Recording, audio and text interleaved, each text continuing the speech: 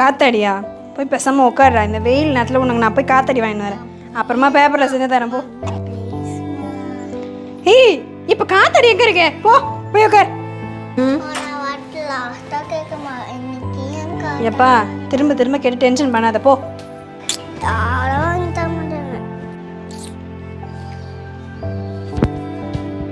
சுஜான் வாப்பா சாப்பிடலாம். பா வெயில்ல தானே வாங்கி தர மாட்டேன்னு சொன்ன. சரி வா, அப்புறமா வாங்கி தர வாப்பா.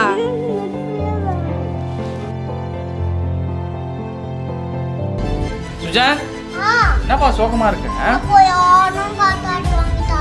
கண்ணு முடுப்பா. சுஜான் காத்தாடி ஓகே.